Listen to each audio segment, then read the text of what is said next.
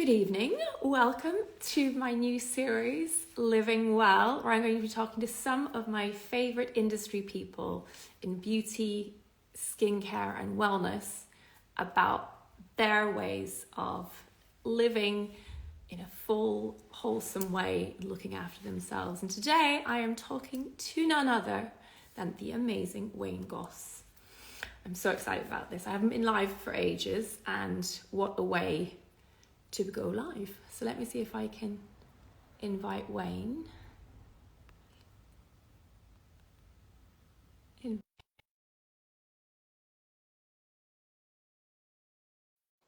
Long time no see. Hi, Felix.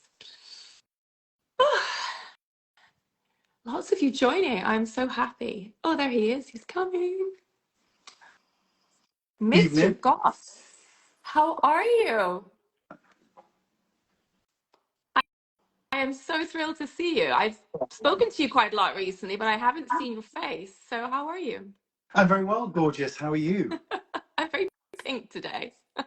No, I love pink is delicious. I mean, as is green, as is green. Thank you so much for joining me in this, the first of our Living Well series. It is such an honor to have you on. Oh, it's such a delight to be here, especially with you. So you already know that anyway.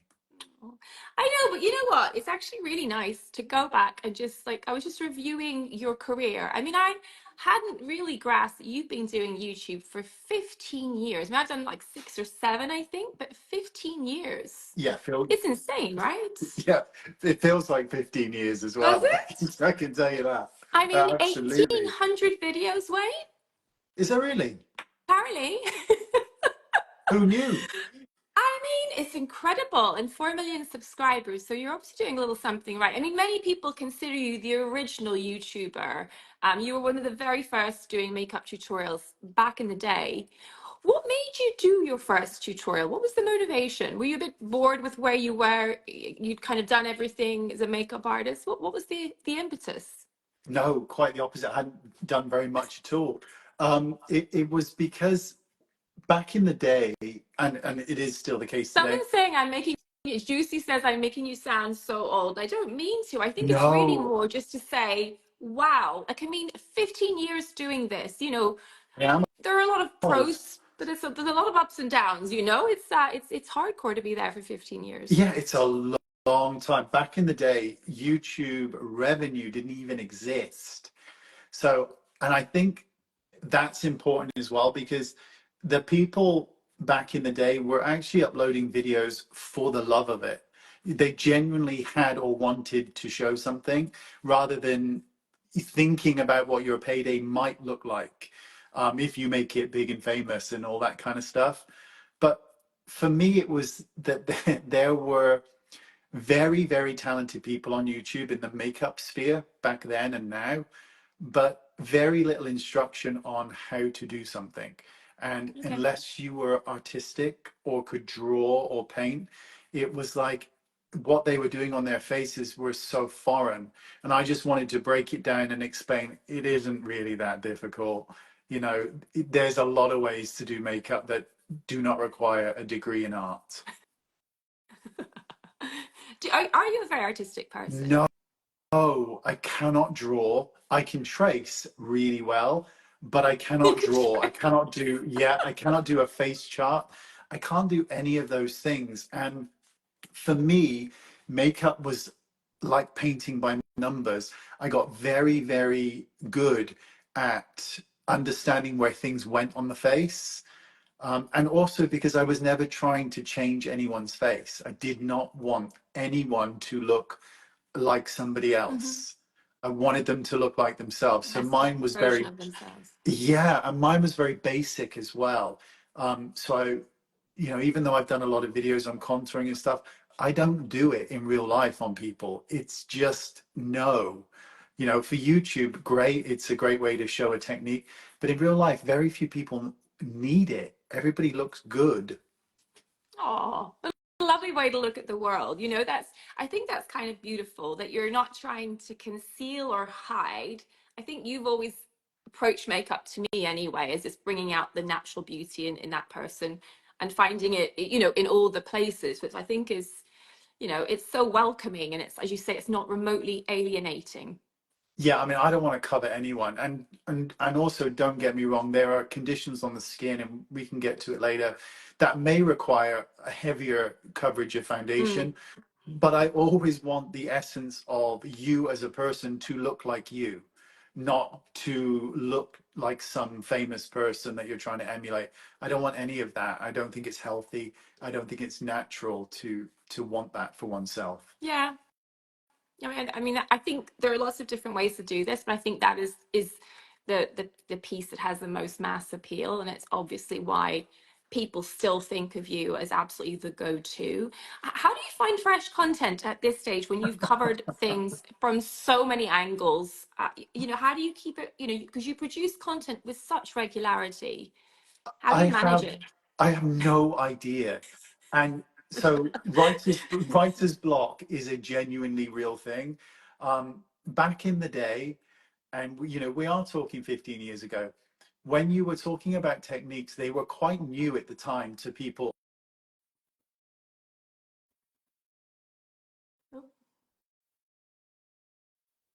How to contour under foundation or over foundation, or how to contour an eye. Now everyone knows how to do it because of social media. So back then, everything was fresh. Unfortunately, now, because of that oversaturation point, it does become difficult to create new content with regards to new techniques, because there really aren't any left.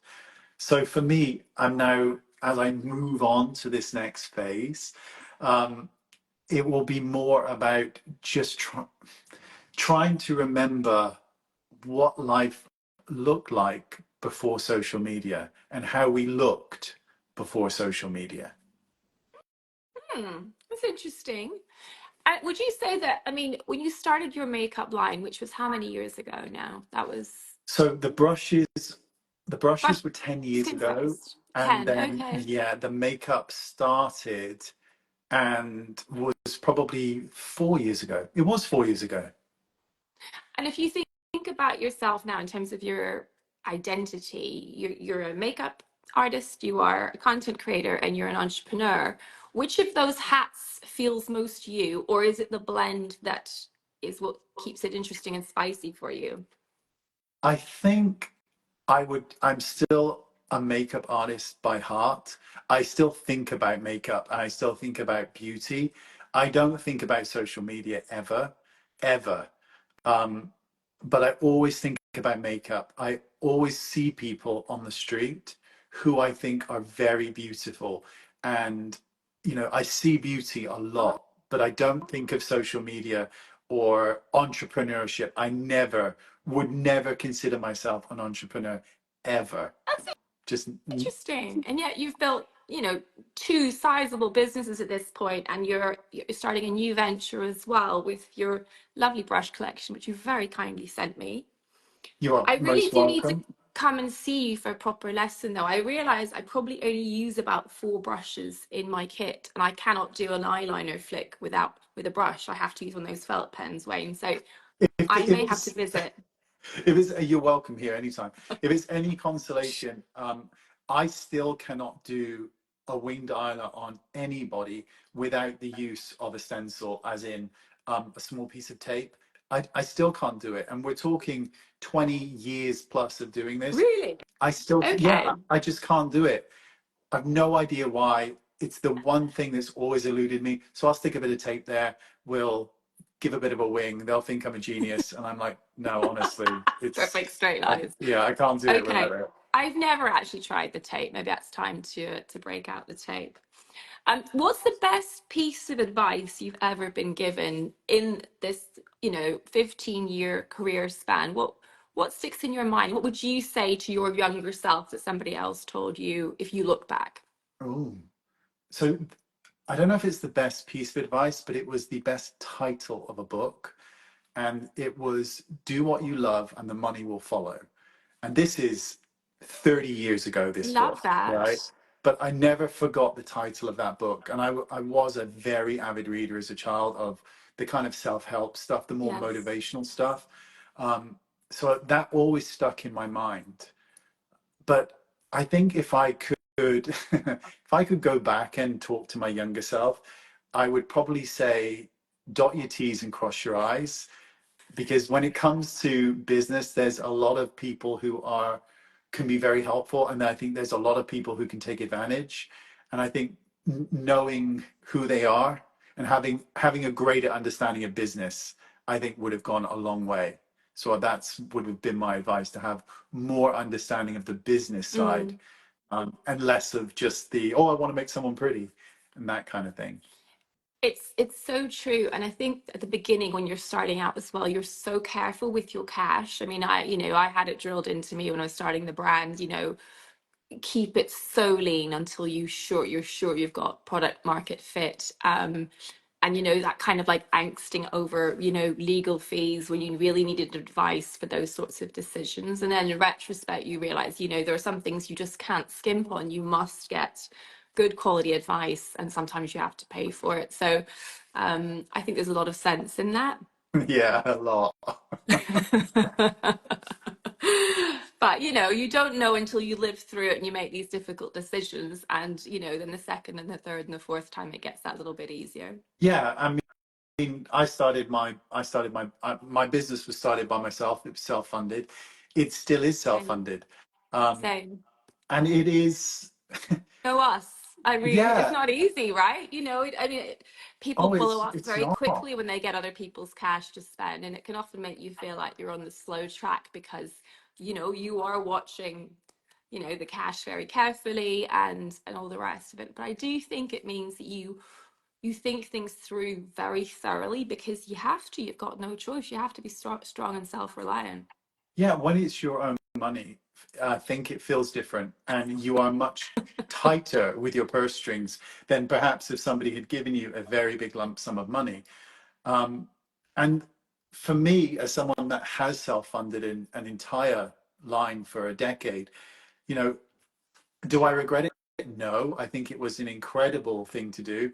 I don't know how I managed it. And when it came to the makeup as well, I did reach a saturation point where I could no longer manage it and had to admit that I couldn't continue on that level, with by self-funding it. It was impossible.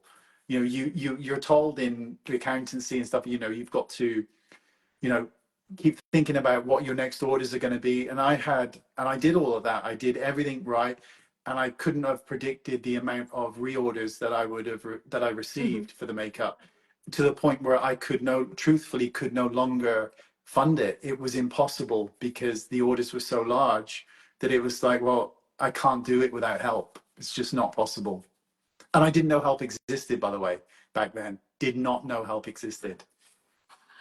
I mean, you know what? These tough periods are really what builds character. And I think confidence. I'm so much more a confident person, I think, for all those ups and downs and the sort of surviving, those tough beginning years for sure. How do you cope with stress then? What is your kind of self healing kind of day? So you've had a really tough day. What do you do to recover? What does the perfect wellness day look like for you? It's going to sound really No. ridiculous, because I know everybody is kind of, a lot of people are focused on, well, I meditate for 20 minutes a day and I do all this. I don't do any of that. My joy is going outside and sitting down with my neighbor and laughing, because my I neighbor love is a that. wonderful person. So, me and my partner, we would just sit there in our garden with our neighbor, and we've got this small wall, and it's got a walkway where we can move into each other's gardens. And that brings me so much joy, because to laugh in my world is the most beautiful, healing, healthy thing that I could ever do. Because it fills me with joy to talk absolute bollocks with my next door neighbor, and You're not. be filled with just laugh at nonsense. And that's healing for me. That's wellness, more than any diet, more than any lifestyle modification. To laugh. No, I mean that's just simple connection, right? I mean, I know when I'm having a bad day. Like I think sometimes, ringing a person that's in the same position as you, or can relate, or has some wisdom. And whenever you and I talk, and I usually call you in some sort of like, oh, what would you do about this? Um, the humor is the part that I always remember. I can't really remember what we talk about a lot of the time, but I know we laugh together. And it's a strange thing to build a relationship with someone where we've only met once in a relatively short period of time. But Yeah. I get that feeling from you. So I just think, what a lucky neighbor he has you next door for sure. It's my way of connecting with people because life, if you look at life in general, it can be quite stressful and with all the things going around with your family or your friends and a lot of unhappiness, a lot of stress sometimes. And my way of dealing with it is to have a sense of humor and to laugh at things that the minutia, to laugh at nonsense, anything that's funny. And we share a similar sense of humor. My neighbor, my partner, we all have this same sense of humor. So to me, I get to be myself as well. And I spoke to my mother about this the other day, and she's a different person to me and has a different sense of humor. Okay. And she often will say that she wishes she had more of my sense of humor. And I said, well, I don't want that because I want her to be her and then me to be me. So we're not trying to change anyone. So she's allowing me to say all these outrageous things, and I'm allowing her to be exactly as she is without wanting to alter anything about each other. Oh, that's beautiful. I mean, just being seen as we are, I think that's such a basic human need. And I think we all get tied up wearing masks in different Yeah. scenarios in our working life, even in our friendships sometimes, just to be utterly yourself. Yeah. Should be the I most don't basic want to, thing, but it's not, is it? no, I don't want to offend anyone in the real world. I do not want to hurt anybody or offend them, but I also don't want to pretend to be somebody I'm not either. And if that means that that person who is probably a really good person just maybe isn't for me, they're just not my cup of tea and I'm not theirs. There's no animosity. We're just not each other's, thing. And I'm okay with that, especially at 46. I'm okay with liking who I like and having people like me. Hmm, And if they don't, then that's fine. It's all good. totally. All right. Tell me, when you look back on your career, what is the moment that stands out as either your best achievement or the thing that gave you the biggest high, the biggest rush? Do you have a clear memory of that? Um, yes and no. So it might be twofold, and it might sound, not that great to some people. So financial freedom is one of the things Mhm. that I value incredibly, to be able to afford the electric and the gas without worrying about it. So the financial freedom that I got from my business and was able to achieve from it is still a high point for me. Mhm. Because it was self-made, and because I didn't come from anything to give me that start. And but it does, and this is the age-old thing, right? But money does not make you happy. It just means that you have more jeans to wear and you're not worried about the electric bill. But it truly doesn't bring happiness. And I know what it's like to be on either side of that spectrum as well. I know what it's like to have nothing, and I know what it's like to have enough. So the financial side has been great. But for me, it was the ability to connect. The other side, it was the ability just to connect with people all over the world who I'll never meet, who I do not know. I know nothing about their lives, and to have them be kind. Because most people on YouTube are kind. They're very, very kind. But they can get drowned out by the minutia of irritants that are on there, whose sole goal is to be unpleasant. But 99% of the population are good human beings. And to be able to connect with that kind of mass number, it's just a really nice thing to think that I've done that. I've achieved a high level of subscribers, and the outpouring of support and love, it's immense. Yeah, I think you're right. I mean, there are two things there. I mean, I think financial freedom, the power to be able to say no to things you don't want to do. Like, there's so much, there's so much in that, not feel like you have to take every brand offer or whatever else. You Yeah. can really have integrity with who you choose to partner with and who you don't bother with. Um, and also that ability to help people in far-flung places. It is kind of surreal, isn't it? I remember once having a massage. I was on holiday in Costa Rica. I was trying to escape the pandemic, and one of the ladies who came to the house to do a massage for my housemates and I, she recognized me from the telly and told me I'd helped her with her acne. And my mind was just blown by somebody in that side of the world. She didn't even speak very much English, but she was able to tune into the TV show. Then she found my YouTube channel. I don't know, like it just fills you with such, like this sort of basic desire to do good. I think, as you say, in most of us, and then to have that kind of received well, it's just the best feeling. And also, I think and this goes, I think, with both of us, but I think it's just inherent to not want to cause harm intentionally. Mm. And a lot of YouTubers, they can court an attention that isn't healthy, and it can become very negative. And I think I'm 15 years in.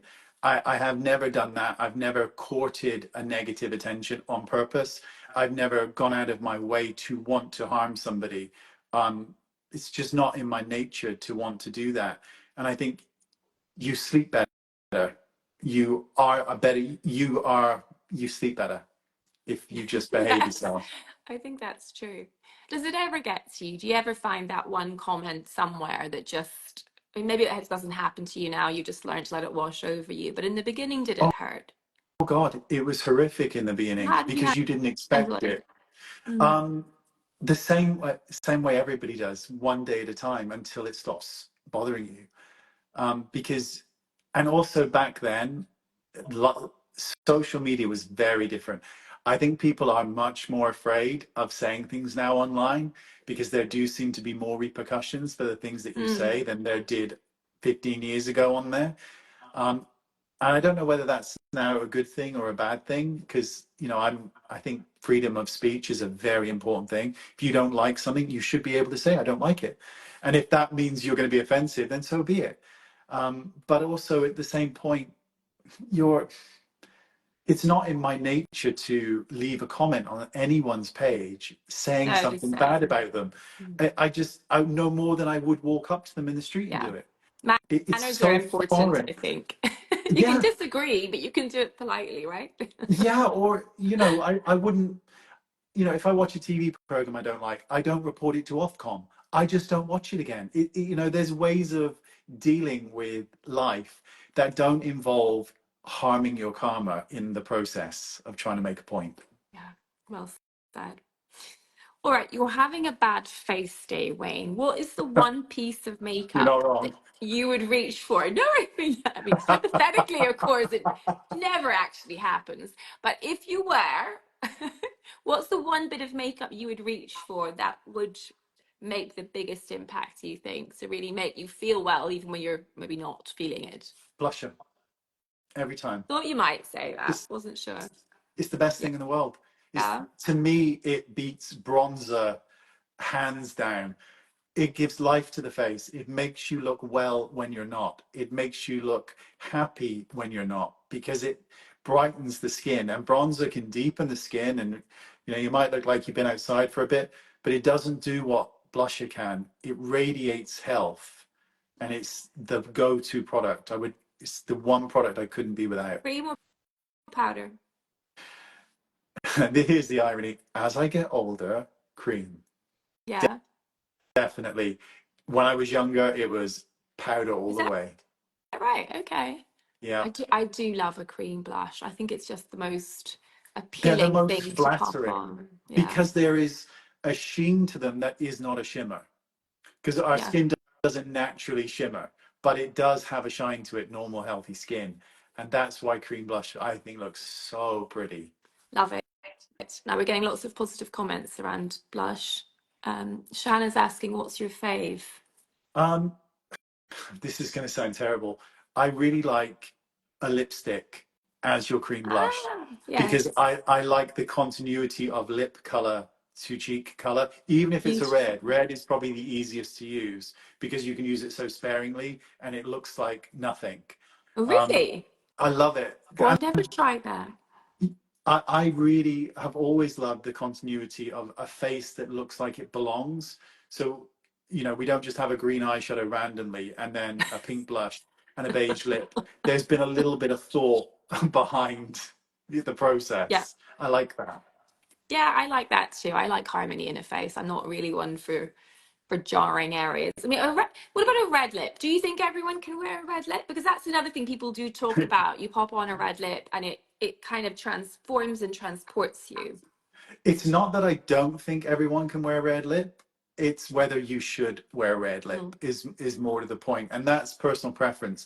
I do not personally like a red lip. I find them quite jarring.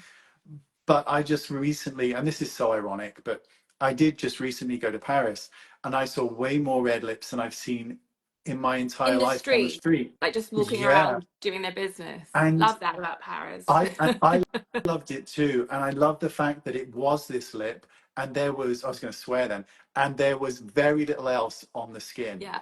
and I loved that. The pared back nature of the Parisian woman is It's something so I French, isn't it? Like it, almost like smudged at the edges, like so Jean chic. Demain, the actress and model. I know, I love that. I think it works on some women so beautifully. I think I just spend my time wearing this on my teeth or, And it you know, can, and because it's a bright blush. color, and also if you have very small lips, or your lips are not your strongest point, by having a very bright color, you are in effect drawing attention to them, and maybe Mm, that is not the goal. yeah. Yeah, I think you have to be having a good day. But I like it when it is just a single accent, as you say. No mascara even. I think it keeps it quite young I looking. love just one focal point, because Yeah. the eyes, when there's a lot going on the face, the eyes don't know where to rest, so you're constantly always searching for a focal point on Yes. somebody's face. Yes, so true. And with a red lip, you're looking at the lip, but if there's a smoky eye with it and bright blush, there's too much focal point. Yeah, that's just everything's Yeah. competing. Now, somebody's asking a question, Wayne, what do you recommend for mature skin to avoid concealer settling into the lines under the eye area? And I think you've done a video on this, I believe, but you do have a great tip. Yeah, Remind so me. the first thing is to acknowledge that everything creases, and the magic that we're looking for doesn't really exist yet in cosmetics. But the only place on a face that doesn't crease The is tear here. trough. So when you smile, no matter your age, that doesn't crease. So by putting concealer there, you're able to lift the eye and give the illusion of farther apart eyes, if that is a goal of yours. Um, but if you do need concealer underneath the lash line and down, as much as I want to tell you this amazing product, there is no product. It will crease because the skin around the eyes moves, and you want it to move. It is natural for a face to move. For No sure. matter what anybody says, the face should move, and because otherwise there's no life in it. It's it's all the personality, all the joy has been wiped away for the sake of a wrinkle. Not for me. We have a name for that in a sort of procedural space. So we talk about the Duchenne smile because there's a lack of creasing around the eyes and it makes people look insincere. So it's definitely not a good look. And I think you're absolutely right. I think most of the time, though, it is the blue in the tear trough that is most, bothersome to people. Yes, you can have little vessels out here. And yes, of course, the skin becomes thin. But I think if you just focus on the hollow, and especially above the Yeah. eyelid, where I think all of that just makes a difference. If you use something with a little bit of peachiness, is that right in terms of neutralizing the blue? Yeah, so I like a corrector Yeah. without a concealer over it. I like a corrector on its own because I think the bisque or the peach can be very Mm. complimentary and pretty and youthful on the face. So I'm a big fan of correctors. And I mentioned it a while ago because when I was in my early on a video, sorry, when I was in my late 20s and early 30s, I had Botox, and my face shape for me just wasn't that conductive to Botox. The only area I wanted to ever be concerned about was the corners of my eyes where you smile and they crease, and all it did was prevent the creasing there and move it down just because of the structure of my face. I've seen plenty of people who have it done who don't crease anywhere. and hurrah to them. But for me, it didn't work. And it was a case of, at that point, me realizing that what I was trying to achieve with Botox wasn't working for the way my structure was on my face. And also coming to terms with the fact that, it's going to sound so cliche, but how lucky I am to be getting older when there are people I know who did not make it to my age. So there is a joy and a blessing in the wrinkles and the acceptance of my age, and that I, God willing, will get older too and look older. Yes. I think that's a beautiful sentiment, really. Now, aging is a privilege Yeah. for sure.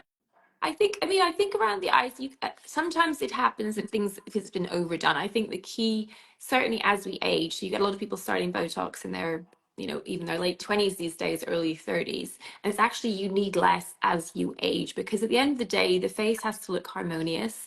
And if you have a lot of treatment up here and everything's sort of changing down here, the disconnect is just, oof, And I, really harsh. So, and you start to recruit bunny lines in the nose and all sorts of things. yeah, So, you just have to be super light-handed with it. But yeah, I mean, I think these eyes, these lines here, these are positive lines at the end of the day. I get the glabella thing, and that most people, I, if you're a frowner, this can make a big positive change. But I find it personally, not only on myself, but on other people, incredibly attractive. It is a trait that I find attractive in all ways that is possible to find somebody attractive.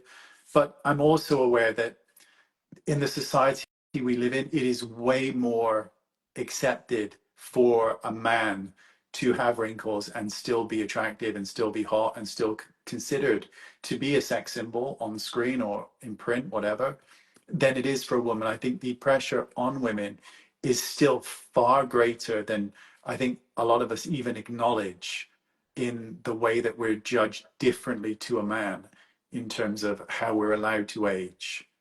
yeah, I think that's so fair. And I think social media, of course, has made everything, even more Yeah. exaggerated on that. So I think what we expect is so unrealistic a lot of the time. And then that tendency to turn that critic on yourself by comparison is sort of there constantly for us. Yeah. But no, I And think it sad. is. It is. I think it steals a lot of joy for sure. And it's just always having that, the filters are there for a reason, and everybody's using them. Now, there's one last question, because I now have you over time, but I'm hoping you're going to Oh, answer it for me. I know, honestly, we could easily keep going. Somebody's asking what the best sort of technique is for concealing melasma on the cheeks. Tough, huh? so yeah, depends on the size of it as well. Mm. So if it's if it's small, then something like Laura Mercier Secret Camouflage, because Mm-hmm. it's dry, and that's why it's this amazing concealer, because it's so dry that it doesn't move that easily. If it's a lot, I'm not a fan of using like a tinted moisturizer. I say just go with a full coverage foundation, whack it all on everywhere, because you don't want, it's the same with acne, you don't want to have to touch every single spot on your face up if there's a lot of them, because your self-esteem can just take a Mm. nosedive when you're pinpointing everything wrong on your face. I think if there's a large area and it needs covering, cover it all, cover the whole face in something that's a full coverage foundation, and do your best to feel okay while you're doing something about it. I think that's great advice. I never really thought about that. I mean, I've always been a fan of pinpoint concealing, but you're absolutely right. There is a thing psychologically of like, we're here all day doing it. And I think a lot of my patients do feel that, like that whilst in a way, the lighter coverage products are often kinder to acne prone skin just in terms of their tendency to clog pores. Yeah. Not everyone has the time to dot the dots, as I call it. But No. And I think if, when I was in my early 20s, I did have both sides of my cheeks were covered in acne. And didn't know there is no you had way. acne. Is that right? Oh, yeah, it was a horrific time in my Mm. life. But I could not have sat there with the lights on going over every single issue, because it broke my heart that I already had these issues. I wanted to cover it instantly Be so I done. did not have to see it, Mm. while I was treating what was causing the issue. And that's why I'm not a fan of spot concealing unless you're talking about a blemish, then it's a great. Use a tinted moisturizer, touch a concealer. If it's your whole face that's bothering you, just cover it. Just deal with it quickly so you don't have to feel the negative effects of what it could be doing to your self-esteem. I think that's very wise. Very Well, wise, I am very well, wise. you are, but I think you think things through. There's depth to my dear Mr. Goss. But There's listen, method to my well, madness. I don't think you're remotely mad. I think you're entirely sane. You certainly brought me out of my crazy moments every so often, for sure. You're just a delight, though. You're just a delight to be around. Well, listen, thank you very much for coming on here to talk about how you choose to live well and what keeps you happy and content and moving forward. Some very exciting things in the near future for you with your brands, and I can't wait to share more news because that's very exciting. And no doubt I'll be calling you up for more advice in the very near future. But And thank hopefully I'll make it to London at some point and come and yes, see you. yes, Because you know yes. how much I hate coming to London. Yeah, well, maybe I'll come to Wales. As I say, I keep promising to get on a train, so maybe I'll do that one of You these days. But are most welcome here, I my am love. so glad that you joined me for this evening for the first of this series. And yeah, thanks everyone who joined us tonight. It's been a real pleasure. Thank you so All much, darling. Thank right, you. good night. Bye, lovely. Bye. Bye.